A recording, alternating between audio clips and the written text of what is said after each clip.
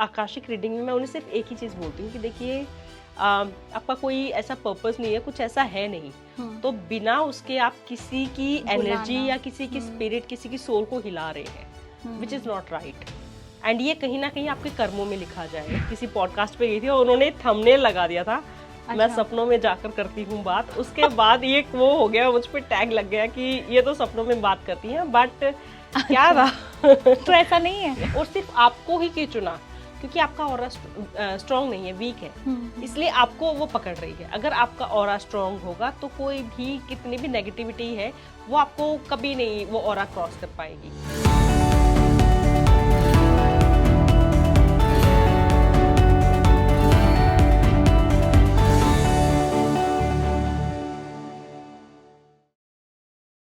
जितनी भी स्पिरिट से आप डील करते हैं तो कुछ ना कुछ नेगेटिव इम्पैक्ट आप पर भी आता होगा, क्योंकि ये तो जाहिर सी बात है कि जब इतना बड़ा किसी स्पिरिट से आप डील करते हैं तो कहीं ना कहीं मेंटली या फिजिकली भी कुछ तो इम्पैक्ट आता होगा। तो आप पे भी है ऐसा कुछ आता है किसी भी? डेफिनेटली। देखो, कुछ ऐसी होती हैं जिन्हें रिकॉर्ड्स बंद करने के बाद भी, यानी कि वो केस क्लोज होने के बाद भी वो दिमाग में घूमता रहता है। एंड जब वो सोचते हैं ना तो जैसे कहते हैं ना, एक होता है मतलब वो फील कर सकते हैं, रूह कांप जाती है, ऐसे रह जाता है दिमाग में कुछ चीजें जो नहीं निकल पाती हैं। और अगर कुछ ऐसा कि बहुत स्पिरिट, बहुत ही स्ट्रॉन्ग स्पिरिट से सामना हुआ है, तो उसके बाद ही मुझे यहाँ पे मतलब ऐसा लगेगा कि जैसे मतलब बहुत भारी वजन लेके नहीं आपने ट्रेवल किया होता है, इतना धीरे धीरे बाहर आना स्टार्ट हो जाता है, फीवर स्टार्ट हो जाता है मेरा, तो मतलब और कुछ नहीं होता है, पीसीएम लेनी पड़ती है, ये होता है। बट अगर इसमें कार्मिक में उसमें कहें तो मैं कहीं ना कहीं किसी की हेल्प कर रही हूँ, कुछ ऐसा नहीं कर रही हूँ कि मेरे कर्मों पे वो आए। और जैसे एक चीज होता है कि कुछ लोग है ना कहते हैं कि हमें हमारी दुनिया से जैसे चले गए हैं, मेरी दादी चली गई है, कोई भी, मुझे उनसे बात करनी है। बहुत आते हैं ऐसे, मतलब सोचते हैं कि चलो सारे रिकॉर्ड्स का सब करवा लिया है, लास्ट में 10 मिनट बचे, मैम दादी नहीं है, दादी से बात करा दो। अच्छा, ऐसे होता है। तो मैं उन्हें ये कहती हूँ कि कुछ आप मुझे कुछ उनका कुछ जानना है, कोई क्वेश्चन है, कुछ ऐसा है।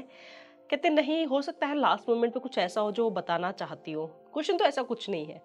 तो आकाशिक रीडिंग में मैं उन्हें सिर्फ एक ही चीज बोलती हूँ कि देखिए आपका कोई ऐसा पर्पस नहीं है, कुछ ऐसा है नहीं, तो बिना उसके आप किसी की एनर्जी या किसी की स्पिरिट, किसी की सोल को हिला रहे हैं, which is not right. And ये कहीं ना कहीं आपके कर्मों में लिखा जाएगा, मेरे कर्मों में नहीं, आपके कर्मों में लिखा जाएगा, क्योंकि आप तो मुझसे करवा रहे हैं, मैं मीडियमशिप हूँ, मुझ पे कुछ नहीं आएगा। वो उसके बाद भी अगर मुझे कहते हैं कि नहीं मैम आप बात करवाओ, तो मैं यही प्रे करके एंड फिर मैं आगे करती हूँ। मैं आंख बंद करती हूँ, मैं प्रे करती हूँ कि मैं आगे कर रही हूँ बिकॉज ये मुझे कह रहे हैं और ऐसे ऐसे है। अच्छा। उसके बाद अगर कुछ ऐसे हैं कि जो कहते हैं कि ओके मैम हमें नहीं पता था, हम ये नहीं करवाएंगे, क्योंकि ऐसा कुछ नहीं था, हमें लगा चलो फ्री में बात हो रही है तो कर लेते हैं। Right right right. तो फिर हम नहीं करते, जो कि बहुत अच्छा है। अगर किसी को कुछ ऐसा है कि जो जानना बहुत जरूरी था और उस टाइम पे हम नहीं थे, चले गए और रह गया बहुत, तो करनी चाहिए, फिर कोई दिक्कत नहीं है। बट अगर आप बिना उसके कि जैसे बहुत फनी केस आया था, एक उन्होंने कहा कि हमारी बड़ी बहन है और वो चली गई, हम अच्छा। जब तक ऑफिस से आए तो उनकी डेथ हो गई थी, उन्हें हार्ट अटैक आया एंड उन्हें लेके गए हॉस्पिटल, तो तब तक वो हो गई, पूरी हो गई।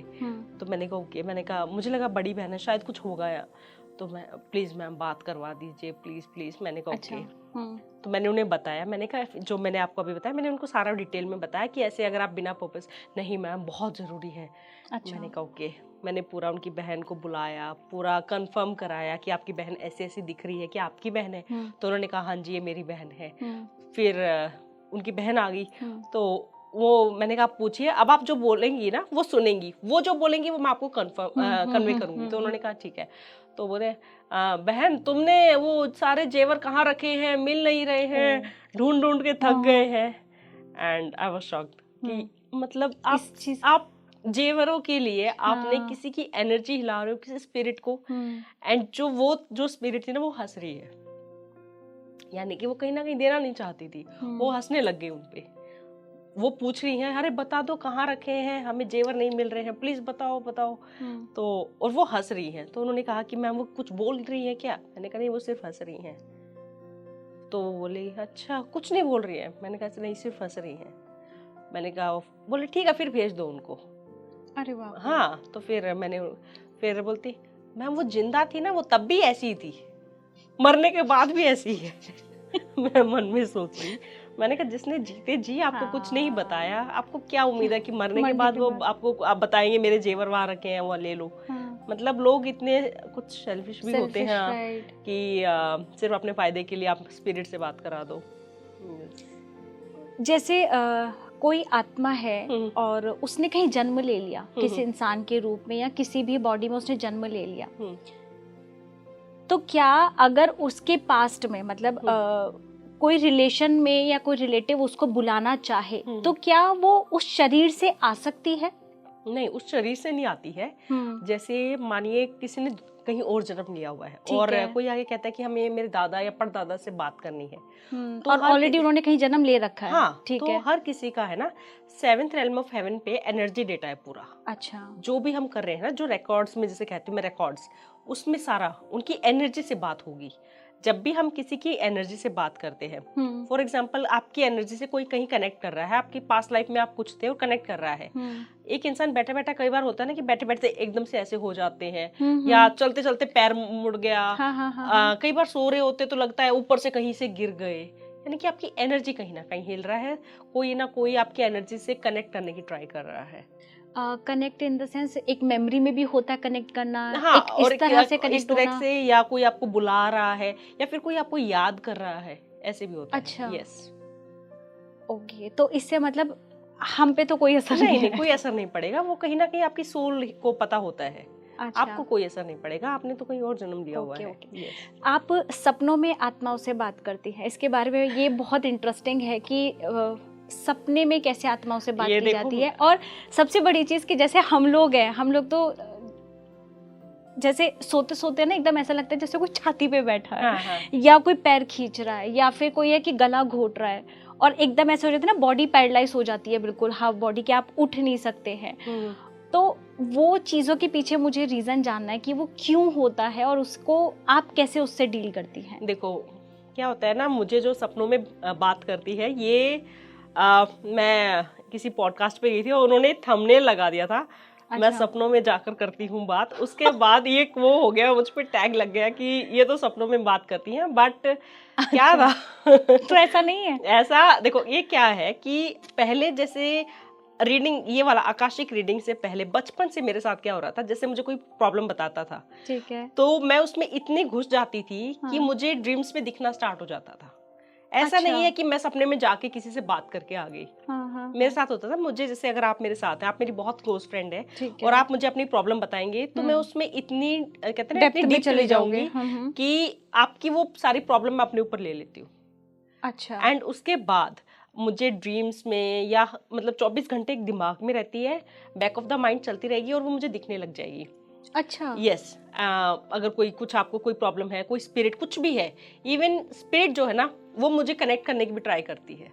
ये मेरे साथ होता था। ओके। और ये जहाँ मैं रहती थी आसपास सबको पता भी चल चुका था किसके साथ ऐसे, क्योंकि कोई भी मुझे बताता था तो मैं अपनी मदर को बोलती थी, मम्मा मुझे उनका सोल्यूशन ये दिख रहा है, तो मेरी मदर कन्वे कर देती थी, चलो भला हो जाएगा। और ये कहीं ना कहीं ये बात फैल गई थी। तो आकाशिक मैंने सीखा ही इसलिए था क्योंकि मैं ये सब पहले कर रही थी, कोई बताता था तो सॉल्व कर दिया, चलो ठीक है। लेकिन ऐसा नहीं था कि ये सपने में जाके कोई भी स्पिरिट हाय हेलो, ऐसा नहीं था। वो कोई प्रॉब्लम बता रहा है, कुछ है तो दिखता था। अच्छा। और हाथ में नहीं था कि दिख गया तो दिख गया, नहीं तो नहीं भी दिखा। ऐसा नहीं है कि दिखेगा ही दिखेगा या बिल्कुल नहीं दिखेगा, मतलब श्योर नहीं थी मैं। अच्छा। और रीडिंग, आकाशिक रीडिंग मैंने इसलिए सीखी ताकि जब चाहे तब मैं रीडिंग कर सकूं, तब चाहे तब मैं रिकॉर्ड्स ओपन कर सकूं। तो ये आकाशिक रीडिंग जो आप करती है बिल्कुल सेफ है? ये बिल्कुल सेफ है। अच्छा। बिल्कुल 110% बिल्कुल सेफ है। इसमें कोई भी आपको हार्म नहीं कर सकती है। और कहीं ना कहीं देखिए, फिजिकली ऑब्वियसली बर्डन लगता है, कोई आप ट्रैवल करके आए हैं तो आएगा वो, आपकी एनर्जी ट्रैवल की, आपकी बॉडी वही थी, एनर्जी ने ट्रैवल किया है। कुछ ऐसे केसेस होते हैं जो दिमाग पे रह जाते हैं, दिमाग में रह जाते हैं। एक जो जिसे कहेंगे ना, जिसे आज भी अगर जैसे मैं अभी भी सोच भी रही हूँ तो मेरे गूज़बम्स से आ रहे हैं। क्या हुआ था, एक आए, उन्होंने कहा कि हमें अपने बच्चे से बात करनी है, एंड 2 साल का बच्चा था उनका जो चला गया है। और दोनों पेरेंट्स ऐसे सामने थे कि हमें अपने बच्चे से बात करनी है। मैंने कहा ओके। मैंने कहा क्या हुआ था कि मैम नहीं है दुनिया में, बस आप बुला दो। अच्छा। मैंने कहा ओके।